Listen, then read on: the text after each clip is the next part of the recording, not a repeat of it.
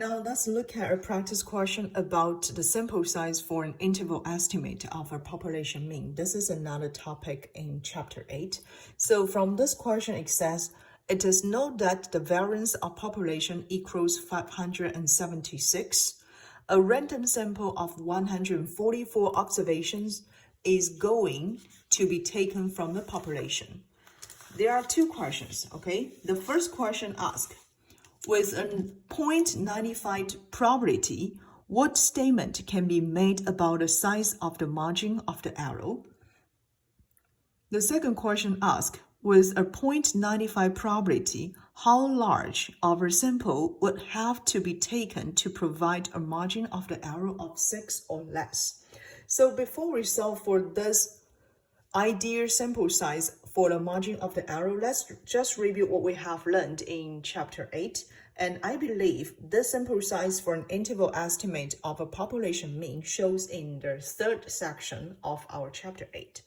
So we always would like to ask the question, how to choose a sample size large enough, okay, to provide a desired margin of the error, okay? So based on the standard deviation or the standard variance from the population is no, this is the case one that we talked about before, right? We can obtain the margin of the error equal to this formula, okay? So this is just based on the standard deviation is no case.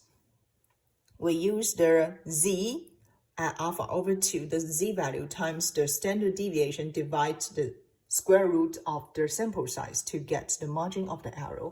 So here, in order to get the sample size, okay, in order to obtain a sample size that large enough to support a desired margin of the error, we can that E here represents for the margin of the error.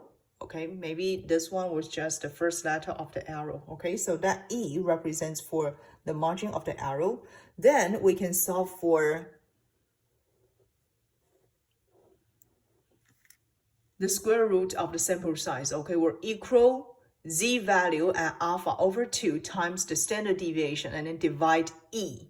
Okay, so finally, if we want to get a sample size, we just need to take the square for both sides, right? So finally, this is the formula, okay? This is the formula for us to get the sample size, okay? Then let's go back to our question. In this question, we have some already known information. So for example, we know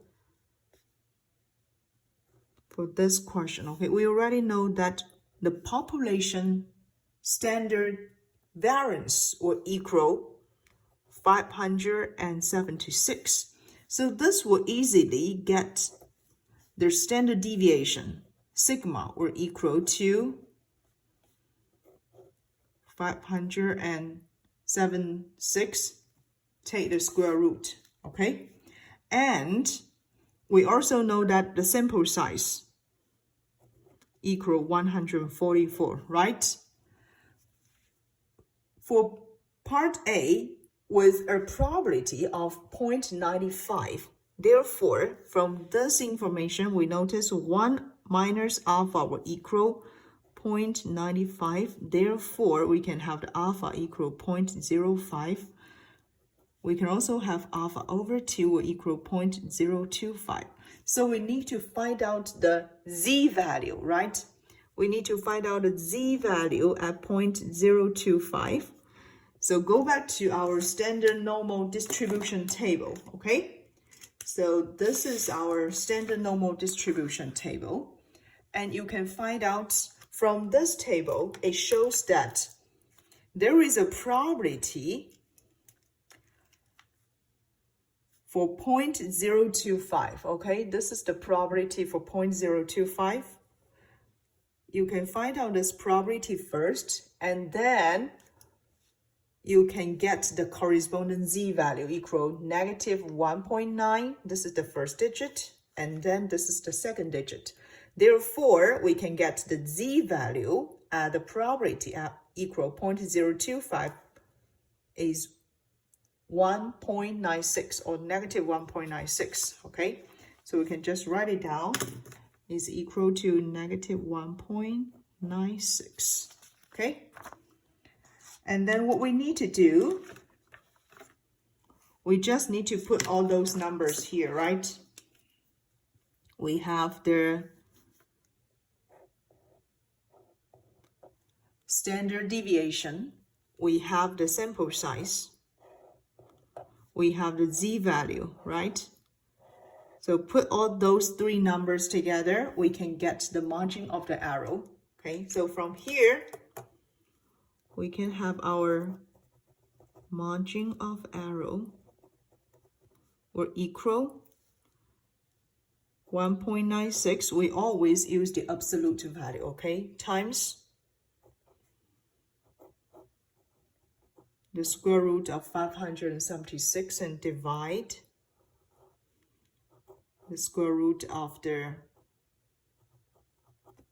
sample size. Therefore, this will give us the margin of the error equals 3.92. And what statement can we make? So we need to write down the statements based on what we have just obtained, which will tell us there is a 95% probability that sample mean will provide a margin of error for 3.92 or less based on the sample size equal 144. Okay, so this will be part A. Now let's look at the second question. So the second question asks, with a probability of 0.95, how large a sample would have to be taken to provide a margin of the error of 6 or less? So from this question, we can just write down some information that we already know. So we have the standard deviation. So this is for part B, okay? We already have the standard deviation, sigma. This will be already known, and it will equal to the square root of the variance for the population, 576. Actually, this is equal 24. We already know that this is a 0.95 probability. Therefore, we have 1 minus alpha equaled 0.95. So we still have the alpha here equal 0.05. Alpha over 2 equal 0.025. And from part A, we already know that the z-value at 0.025 will equal negative 1.96, right? Here, we also have the desired margin of the error should be 6 or less, which means now the margin of the error should less or equal 6, right? We'll just write down 6 here. Then how can we compute the sample size? So from this part, you might already notice we have standard deviation, okay? Based on this formula, we have z-value based on the provided probability, 0.95. And then we also have the desired margin of the error equals 6. Therefore, we can just put these three numbers together into this formula to compute the sample size, right? So we can just write it down. The sample size will equal negative 1.96 times 24 divide 6 takes the square, okay? So this will tell us finally the sample size will equal 62, okay? So this is how we solve for the desired sample size.